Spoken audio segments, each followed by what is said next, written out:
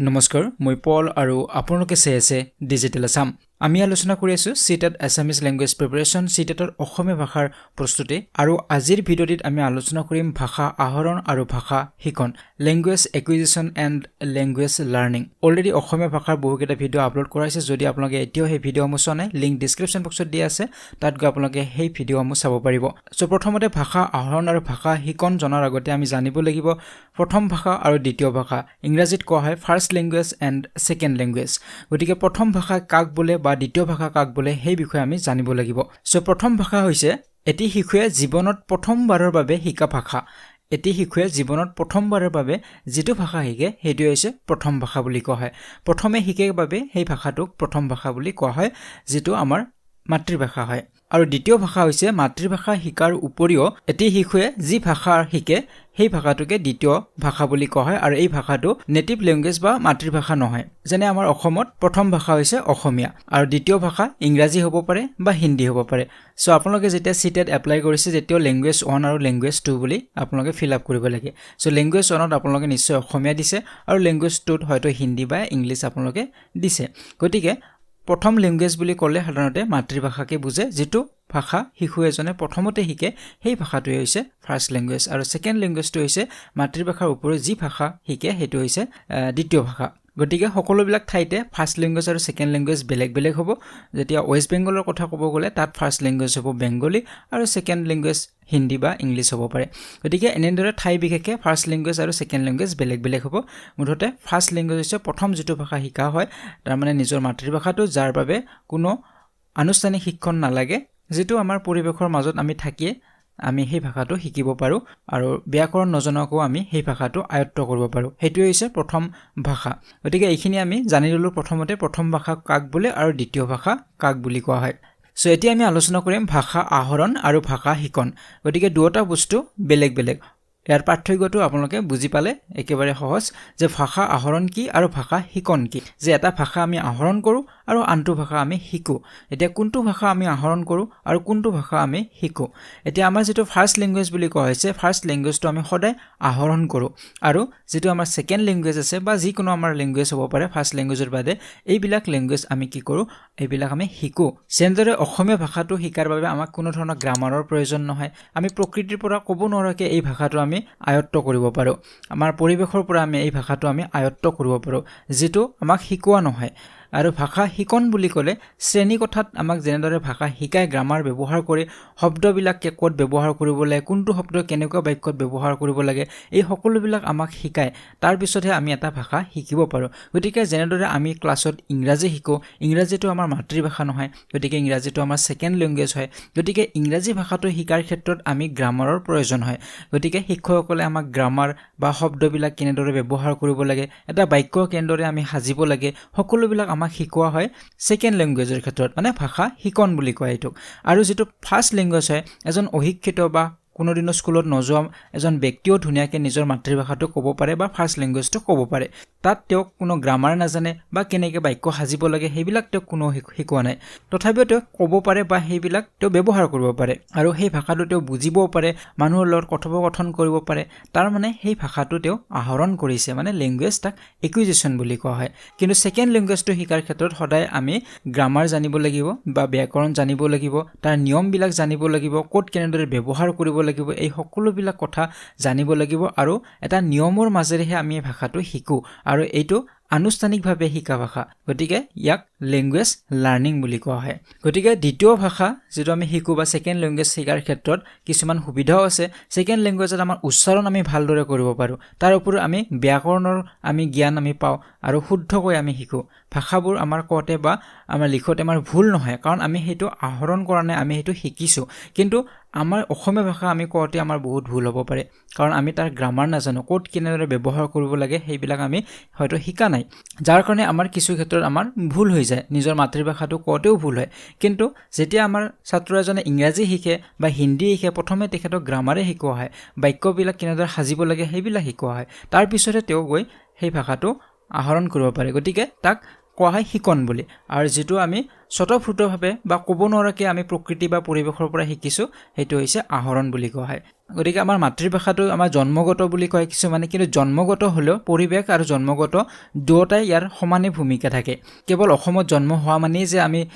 অসমীয়া ক'ব পাৰিম সেইটো নহয়, পৰিৱেশৰ যথেষ্ট তাত ভূমিকা থাকে। অসমত জন্ম হোৱা এজন শিশুক যদি সম্পূৰ্ণৰূপে এটা কথাত বন্ধ কৰি ৰখা হয়, পৰিৱেশৰ লগত যদি তেওঁক মিলা মিছা কৰিব দিয়া নহয়, তেনেহ'লে তেওঁ সেই ভাষাটো আয়ত্ব কৰিব নোৱাৰিব, অসমীয়া ভাষাটো আয়ত্ব কৰিব নোৱাৰিব। যদিও তেওঁৰ সেইটো মাতৃভাষা হ'ব, তথাপিও তেখেতে আয়ত্ব কৰিব নোৱাৰিব। গতিকে পৰিৱেশৰ ৰোলটো যথেষ্ট থাকে, পৰিৱেশেহে আমাক আচলতে শিকায়। আৰু পৰিৱেশ মানে ইয়াতে ক'ব বিচাৰা হৈছে মাক দেউতাক হ'ব পাৰে, ওচৰ চুবুৰীয়া হ'ব পাৰে, তেওঁ স্কুলত আহোঁতে যাওঁতে হ'ব পাৰে, দোকানত গৈছে তাৰ পৰাও শিকিছে, বজাৰত গৈছে তাৰ পৰা শিকিছে, স্কুলত গৈছে তাতো শিকিছে। গতিকে আমি আমাৰ পৰিৱেশটোৰ পৰাই আমি এই ভাষাটো আহৰণ কৰিব পাৰোঁ। এতিয়া দ্বিতীয় লেংগুৱেজ শিকাৰ ক্ষেত্ৰত বা ইংৰাজী শিকাৰ ক্ষেত্ৰত আমাৰ যথেষ্ট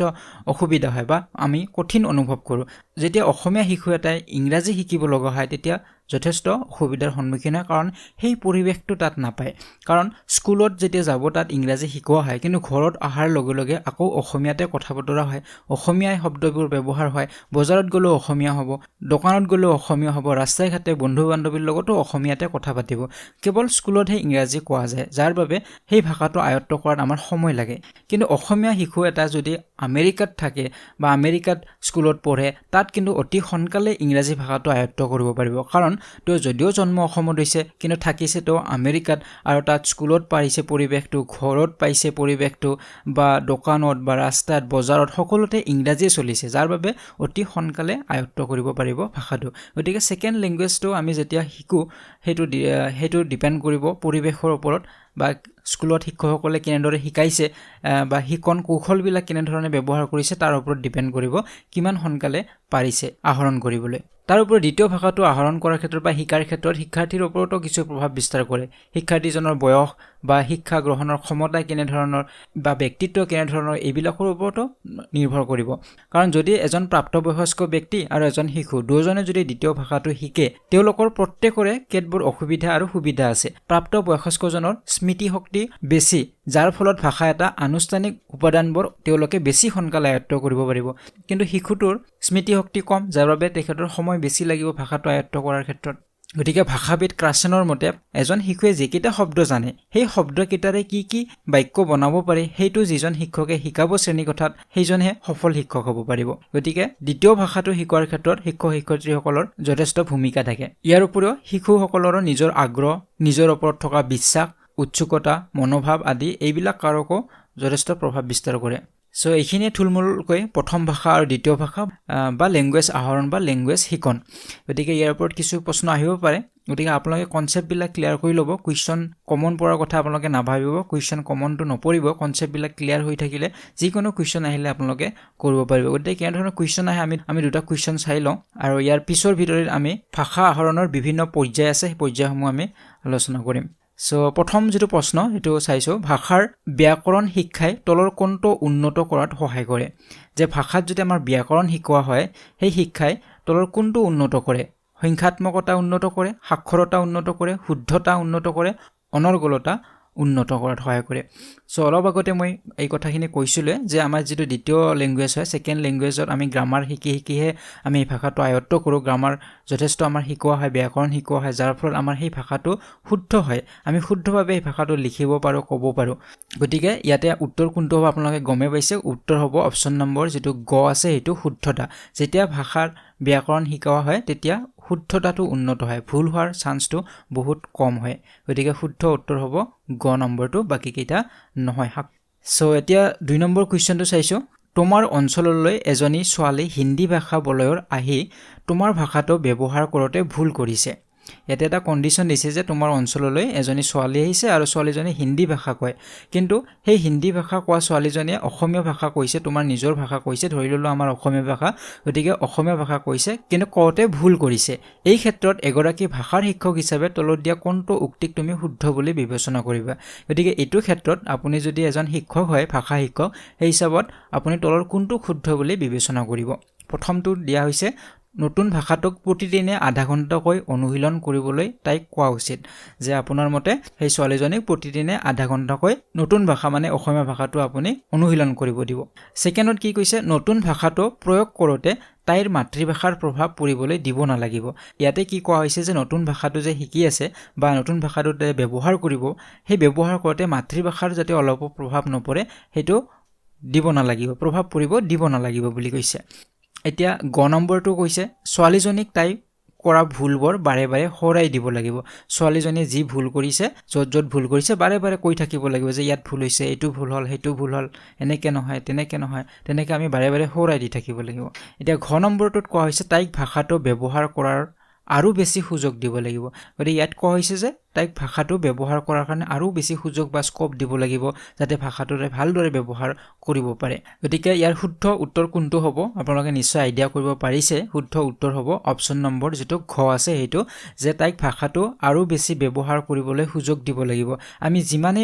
ব্যৱহাৰ কৰিবলৈ সুযোগ পাম হিমানে আমাৰ ভাষাটো শুদ্ধ হ'ব গতিকে যিকোনো ভাষা নহয় ইংৰাজী ভাষাটো ধৰি ললো আমি যদি নতুনকৈ শিকি আছো আমি যিমানে সেই ভাষাটো ব্যৱহাৰ কৰিম যিমানে আমি কৈ থাকিম যিমানে আমি লিখি থাকিম হিমানি আমাৰ ভাষাটো বেছি সোনকালে আমি আয়ত্ত কৰিব পাৰিম গতিকে সেই কাৰণে এই অপচন নম্বৰটো শুদ্ধ যে তাইক ভাষাটো আৰু বেছি ব্যৱহাৰ কৰিবলৈ সুযোগ দিব লাগিব ইয়াতে গ নম্বৰটো কোৱা হৈছে ছোৱালীজনীক তাই কৰা ভুলবোৰ বাৰে বাৰে হৰাই দিব লাগিব এটো একেবাৰে কৰাটো অনুচিত হ'ব কাৰণ কোনোবাই যদি এটা ভাষা কৈ আছে যদিও ভুল কৈ আছে যদি বাৰে বাৰে আমি হৰাই দিয়া হয় যে ইটো ভুল হল হিটো ভুল হল তেনেহলে সেই ভাষাটো কোৱাৰ ক্ষেত্ৰত অলপ সংকোচ ভাৱ এটা আহিব বা লাজ ভাৱ আহিব ভয় ভাৱ আহিব যে আৰু ভুলে হয় নেকি গতিকে এইটো কৰা একেবাৰে অনুচিত গতিকে শ্ৰেণী কোঠাটো এজন ছাত্ৰই যেতিয়া ইংৰাজী ভাষা কৈ আছে যদিও ভুল কৈ আছে গ্ৰামাৰ ভুল হৈছে তথাপিও বাৰে বাৰে হৰাই দিব নালাগে কোৱা হোৱাৰ পিছত ক'ত কি ভুল হৈছে হেতু কৈ দিয়াটো ভাল কিন্তু মাজত যদি বাৰে বাৰে হৰাই দি থকা যায় তেনেহলে সেই ভাষাটো কোৱাৰ ক্ষেত্ৰত যথেষ্ট অসুবিধা আহিব বা ভয় কৰিব লাজ কৰিব সংকোচ ভাৱ আহিব আৰু খ নম্বৰত কোৱা হৈছিল নতুন ভাষাটো প্ৰয়োগ কৰোতে তাইৰ মাতৃভাষাৰ প্ৰভাৱ পৰিবলৈ দিব নালাগে এটোটো একেবাৰে কৰাটো অনুচিত কাৰণ মাতৃভাষাৰ সহায়তহে আমি আন এটা ভাষা শিকো মই অলপ আগতে কৈছো কথাখিনি যে আমি যেতিয়া সেকেন্ড ল্যাঙ্গুৱেজ এটা শিকো আমি যিকোনো এটা বেলেগ ল্যাঙ্গুৱেজ শিকো নিজৰ মাতৃভাষাৰ বাদে তেতিয়া আমি মাতৃভাষাৰ সহায় লৈহে আমি সেই ভাষাটো শিকিব লাগিব মাতৃভাষাৰ সহায় নলোৱাকে আমি শিকিব নোৱাৰো যেনেদৰে আমি ইংৰাজী শিকো আমি যদি হিন্দী শিকো আমি মাতৃভাষাৰ সহায় লবই লাগিব অসমীয়া ভাষাৰ সহায় লবই লাগিব অসমীয়া ভাষাটোৰ সহায়তহে আমি সেই ইংলিশ বা সেই ইংৰাজী বা হিন্দী ভাষাটো আমি শিকিব পাৰিম গতিকে এইটো অনুচিত হয় আৰু এইটো অপচন ভুল আৰু ক নম্বৰটোত কোৱা হৈছিল নতুন ভাষাটোক প্ৰতিদিনে আধা ঘণ্টাকৈ অনুশীলন কৰিবলৈ তাইক কোৱা উচিত গতিকে অনুশীলন কৰিলে নহব আধা ঘণ্টা বুলি কথা নাই গতিকে যিমান বেছি ব্যৱহাৰ কৰা যাব হিমানেই আসলতে সোনকালে সেই ভাষাটো আয়ত্ত কৰিব পাৰিব গতিকে খ নম্বৰটো বেছি এপ্ৰোপ্ৰিয়েট এইটোৱে হ'ব ইয়াৰ শুদ্ধ উত্তৰ এতিয়া 3 নম্বৰ যেটো প্ৰশ্ন হেতু আপোনালোকৰ বাবে মই এৰিছো কাৰণ লাষ্ট ভিডিঅ'ত মই কোৱেশ্চন দিয়া নাছিলো বহুজনে কৈছে যে আমাৰ বাবে কোৱেশ্চন নাই গতিকে এই ভিডিঅ'ত মই আপোনালোকৰ বাবে এটা কোৱেশ্চন ৰাখিছো আপোনালোকে শুদ্ধ উত্তৰটো কমেন্ট বক্সত দি দিব প্ৰশ্নটো হৈছে ভাষা শিকাৰ সহজাত প্ৰবৃত্তি শিশুবোৰে জন্মতে লৈ আহে এই উক্তিটো কোনজন ভাষাবিদৰ এটা উক্তিৰ কথা ইয়াতে কোৱা হৈছে উক্তিটো হৈছে যে ভাষা শিকাৰ সহজাত প্ৰবৃত্তি আমি যেটা ভাষা শিকো এটো আমাৰ জন্মতে আমি লৈ আহো বুলি কৈছে কোনজন ভাষাবিদে কৈছিলে ওয়াইগটস্কিয়ে কৈছে পাভলভে কৈছে পিয়াজে কৈছে নে চমস্কিয়ে কৈছে এতিয়া শুদ্ধ উত্তৰটো আপোনালোকে কমেন্ট বক্সত দিব অলপ আগতে এই কথাখিনি ওলাইছিলে যে আমি জন্মগত হয় কিন্তু পৰিৱেশৰ যথেষ্ট ভূমিকা থাকে কাৰণ জন্মগত হলেও আমি ভাষা এটা শিকিব নোৱাৰিব পাৰো কিন্তু পৰিৱেশে আমাক সেই ভাষাটো শিকাৰ ক্ষেত্ৰত সহায় কৰে গতিকে অলপ আগত মই উদাহৰণ দিছিলে এজন শিশুক যদি আমি এটা কথাত বন্ধ কৰি ৰাখো জন্মৰ পিছৰ পৰা পৰিৱেশটোৰ লগত সমাজখনৰ লগত যদি তেওঁক মিলামিছা কৰিব দিয়া নহয় তেনেহলে তেওঁ ভাষাটো শিকিব নোৱাৰিব গতিকে যেহেতু এটো মাকৰ গৰ্ভতে শিকি অহা বস্তু নহয় যে ভাষাটো মাকৰ গৰ্ভতে শিকি আহিছে তেতিয়া হলে বেলেগ কথা আছিল কাৰণ জন্মৰ পিছতহে শিকা হয় সেইবাবে পৰিৱেশৰ যথেষ্ট ভূমিকা থাকে যি কি নহওক ইয়াতে উক্তিটো কোৱা হৈছে যে ভাষা শিকাৰ সহজাত প্ৰবৃত্তি শিশুবোৰে জন্মতে লৈ আহে এই উক্তিটো কোনজন ভাষাবিদে দিছিলে শুদ্ধ উত্তৰটো আপোনালোকে কমেন্ট বক্সত কমেন্ট কৰিব যদি ভিডিঅ'টি ভাল লাগিছে লাইক আৰু শেয়াৰ কৰিব নপৰিব যদি প্ৰথমবাৰ চেনেলটো ভিজিট কৰিছে তেনেহলে চেনেলটো সাবস্ক্ৰাইব কৰক আৰু কাষতে থকা বেল আইকনটি প্ৰেছ কৰিবলৈ একেবাৰে নপৰিব পৰৱৰ্তী ভিডিঅ'ত পুনৰবাৰ লগ পোৱাৰ আশাৰে আজিলৈ বিদায় লৈছো